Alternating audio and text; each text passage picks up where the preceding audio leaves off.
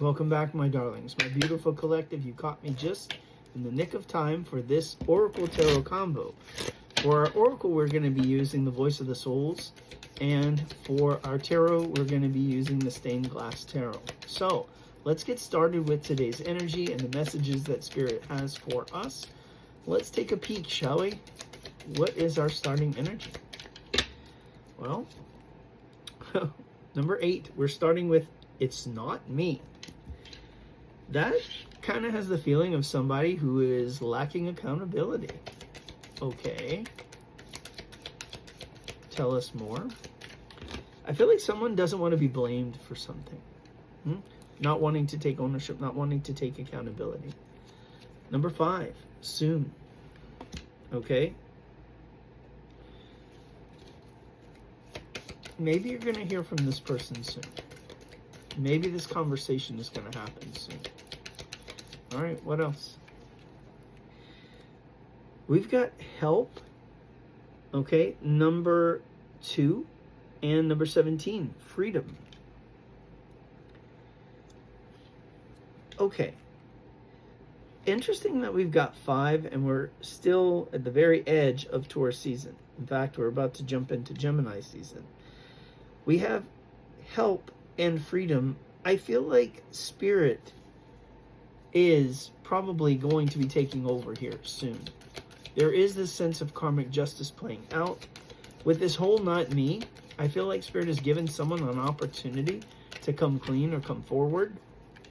And because they have not, I feel like Spirit is going to help them out and help them to be free. You know, the truth shall set you free. So I feel like there is, number 37, a karmic message that is probably going to be coming forward. Okay? Karmic message. Okay. This may have to do with love. Number 3. Okay.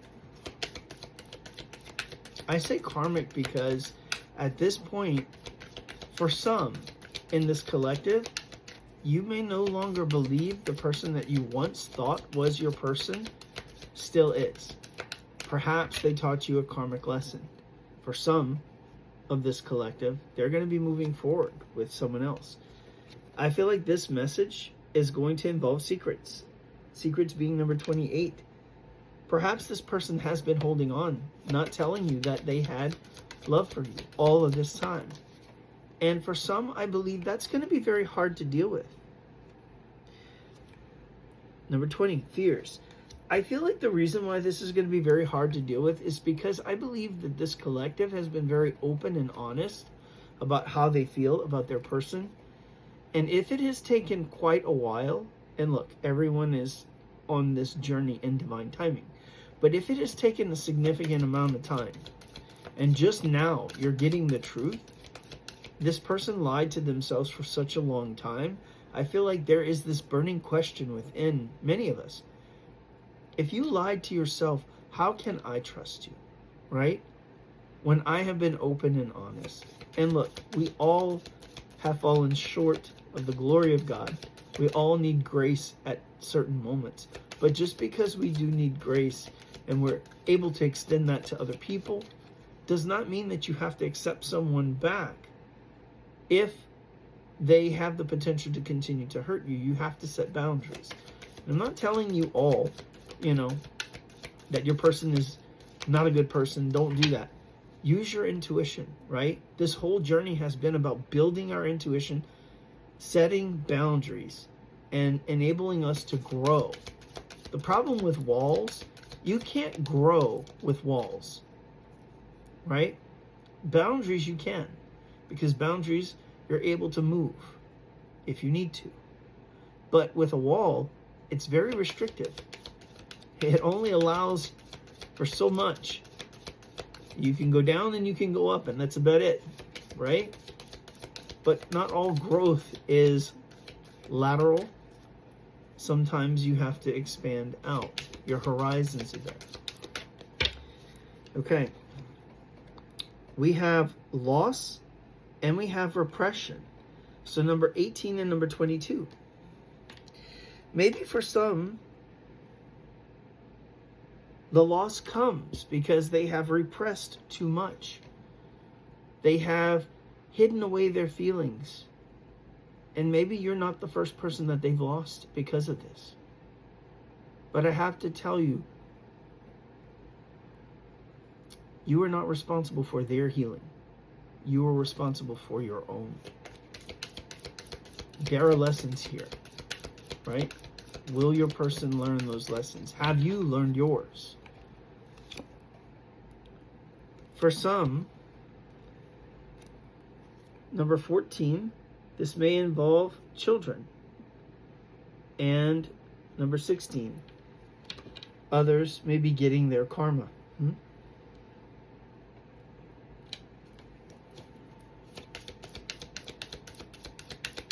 Let's take two final ones and the one at the bottom of the deck.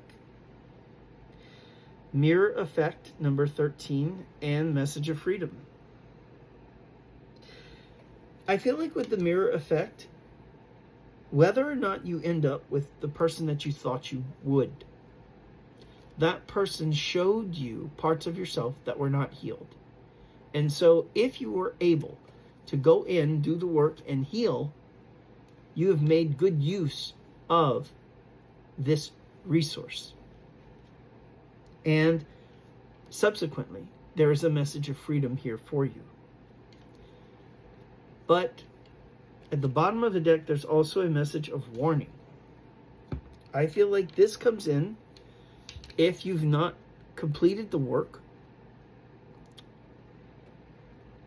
or if you continue to try and control the situation, right? I feel like we're supposed to let things unfold. We don't know what's going to happen. Tarot gives us an idea. It does so by helping us to read the energy around us. But just as we're able to read the energy around us and those connected to us, it is not a guarantee. Energy is always changing and fluid. And people have free will, both you and those that you're connected to. And it's how we use that free will that will determine what actually happens. All tarot can do is guide us. But I would even caution you, if you're using this to guide you, let it be for your best and highest good, not to try and control a process. Because what happens when you still try to control it is you are building in resistance to what it is that's actually supposed to come in for you. So, have the presence of mind to use this tool, tarot, oracle cards, for that purpose of your best and highest good, ascension. That should be your goal. Let everything else fall into place here. Let's get a message from tarot. What is our starting energy? We're going to do our traditional Celtic cross. Our starting energy is the Nine of Wands. So the Nine of Wands is the wounded warrior, someone who has a lot of desire for something, but is afraid to be vulnerable, right? Maybe you're exhausted. Maybe you're tired. Maybe you're ready to end this cycle. And that's understandable. This gives the energy of someone who's made it to the very end, hoping that they're at the last boss level, the last big fight. You're exhausted, you're ready to go, but you're willing to pick up that wand one or two last times just to get everything done, you know. But you wear the battle scars to prove all of this. You're almost there, okay? What is the potential or challenge? The Seven of Wands. The potential or challenge, Seven of Wands, is don't give up. I feel like Spirit is giving this as encouragement to you. You are so close to achieving your goals, okay? And I got chills when I said that. The Seven of Wands is saying hold your ground, stand firm. Hold on to what you believe in, right? Don't let go. You're too close to the end. The Ten of Wands represents completion in that suit. Well, you're at the Nine. We did see a 10, though. 10 of Swords. The focus on, okay? So the Ten of Swords is asking us to let go, to release Release pain, release burden, right? This can be a sense of betrayal. This may be what you're focused on right now. But in a way, Spirit is saying, let it go. You've carried this burden for too long already. Don't continue to carry it and miss out on opportunities because you don't have any room in your hands for anything else. Lighten your load. So that way, if Spirit gives you something, you can pick it up and you can carry it with you. What is the strength position? Judgment, a final answer. This can also be clarity, the end of an old cycle, the beginning of something new. So I feel like let something close out here, right? Let this chapter end. You have a brand new chapter or a brand new book waiting for you. Let this one go, especially if it's caused you pain and burden. Be excited about what else is out there. What is the recent past? Interesting. The recent past is the Ten of Cups. For some of you, I feel like you believe that your best chance for happiness, your wish fulfillment, your end all and be all of a relationship or whatever is over, and it's not. That was one door, one possibility. And if we're being honest, that possibility, the reason for that door closing is because it didn't align with you. On the outside, it may have looked like this Ten of Cups. But had you sipped from one of those cups, you might find the contents rather bitter. Spirit knows what it's doing. What is the near future here?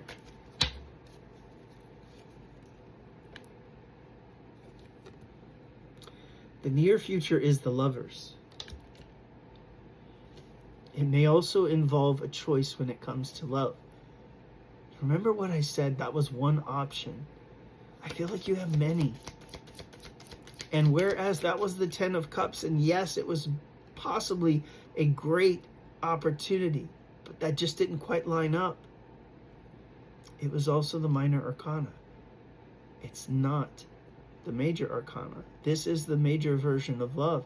There may be a higher calling of love here for you, but you can't find it if you're stuck in the past, on the shoulda, woulda, couldas of what didn't come in. So free yourself of that. What is the suggested approach here? Ooh, the suggested approach is the Devil. I feel like there's going to be a message of release with that. Let's take another card. The Devil talks about addictions, restrictions, obsessions, codependencies. Let me pick that up. Yeah, so the card that fell to the ground is actually the Three of Wands. And at the bottom of the deck right now is the Tower. The way that I'm going to interpret this is this way.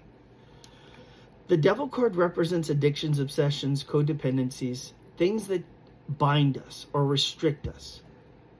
The Three of Wands represents the way that you can flow, or it represents taking your hands off of a situation, right? Let it unfold in the way that it's supposed to. The Three of Wands is a bit of observation energy. You're looking out over the horizon and you're waiting for something to expand or grow. Well, it won't do that if you've got your hands in the mix. The energy at the bottom of the deck is the Tower. The Tower talks about sudden and unexpected shakeup, but it can also talk about releasing something or coming to terms and accepting something for what it is. And you know what? We're going to put that here with the suggested approach because I believe it is necessary. I believe that is the suggested approach. Stop trying to control and just allow things to unfold. What do we need to know?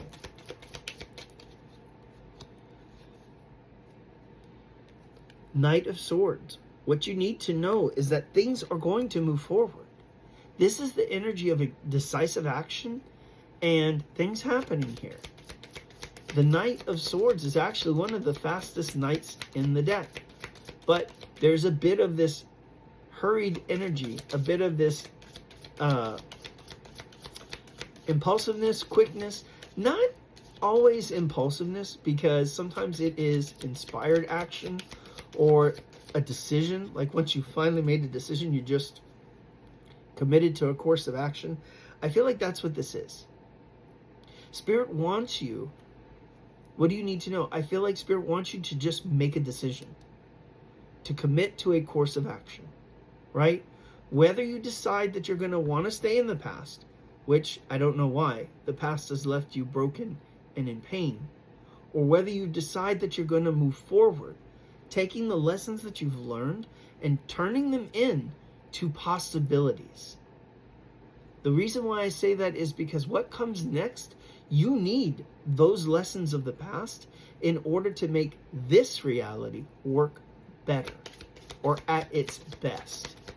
But you would never have been able to do that had you not learned those lessons of the past.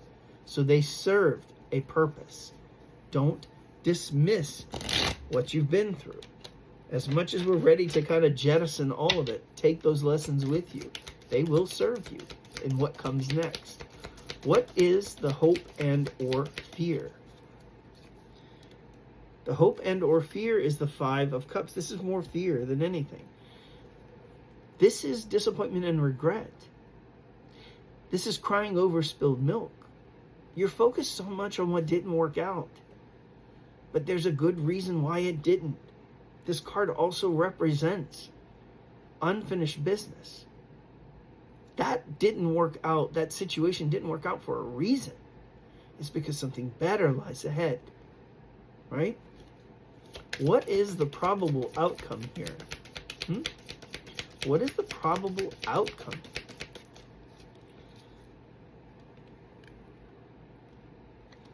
Very interesting. We've got Two of Cups and we've got 10 of Wands. The Two of Cups represents a very strong and maybe even soulmate love connection here. And the 10 of Wands represents something that has been quite a burden. It's almost like you've been chasing this. Something that you've been desiring so badly, but like the story of Tantalus, when you go to grab for it, it just is out of reach, right? And I feel like this is what you've been yearning for. There is this overall sense with the bottom of the deck of the Four of Cups that there's something lacking here. There is this energy of not being satisfied. Maybe your needs not being met. But in this next opportunity, you're finally going to understand love in a deeper way than you've ever understood it before. It's going to fill you with excitement and passion. It's going to be off the charts. But you have to allow it in. I knew I needed one more card. The top of the deck. The Knight of Cups. You thought that what you had was your wish fulfillment. I have to say that there was probably a bit of disillusionment there. Not saying that you're delusional or whatnot, but maybe we idealized the past and romanticized it a bit more than we've seen it for what it truly was. A lesson. Let it be for you a lesson. A lesson of it didn't work out because it wasn't enough. It wasn't right. It didn't align with you. There was something better all along. And now we have the lessons that we need in order to hold on to what is coming. And what is coming, Two of Cups, 10 of Wands, is this beautiful, beautiful love relationship. One that's filled with a lot of spicy energy, tons of passion. Okay? And I feel like it's the relationship that you've wanted oh so badly. That's what you're getting if you allow yourself to have it. Wishing you peace, love, and light. Until next time.